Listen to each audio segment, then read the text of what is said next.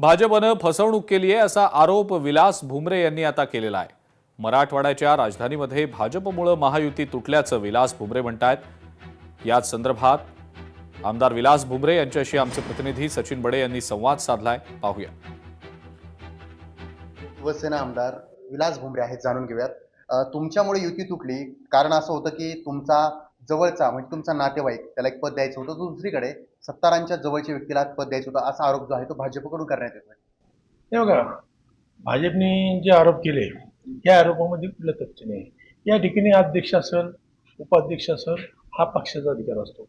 हा अधिकार सत्तार साहेबांचा किंवा माझा किंवा खासदार साहेबांचा किंवा कुठल्या आमदारांचा हा अधिकार नसतो। जो पक्ष निर्णय घेतो, पक्ष ज्याच्या नावाचं व्हीपच्या ठिकाणी काढलं तर या ठिकाणी अध्यक्ष करायचं किंवा उपाध्यक्ष करायचा, हे पक्ष ज्याच्यावर असतं। या ठिकाणी जिल्हा परिषद पंचायत समिती सार्वत्रिक निवडणुकीमध्ये या ठिकाणी युतीची बैठक झाली होती। या ठिकाणी भारतीय जनता पार्टी असेल, शिवसेना असेल, या ठिकाणी युती झाली।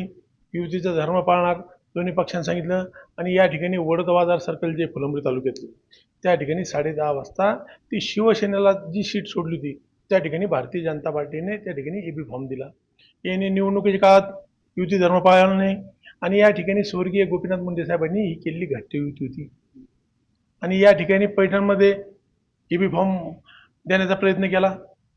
वेळ संपली म्हणून ते एबी फॉर्म स्वीकारता आले नाही, पण भारतीय जनता पार्टीने प्रत्येक जिल्ह्यात त्या ठिकाणी एबी फॉर्म देण्याचा प्रयत्न केला आणि या ठिकाणी युती धर्म आम्ही पाळला म्हणून काल आम्ही मतदानाला त्या ठिकाणी आलो नाही, आम्ही तटस्थ राहिलो, बहिष्कार टाकला।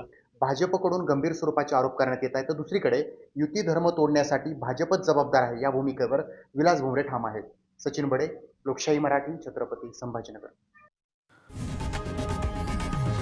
लोकशाही मराठी ऐका, पहा, जागरूक रहा।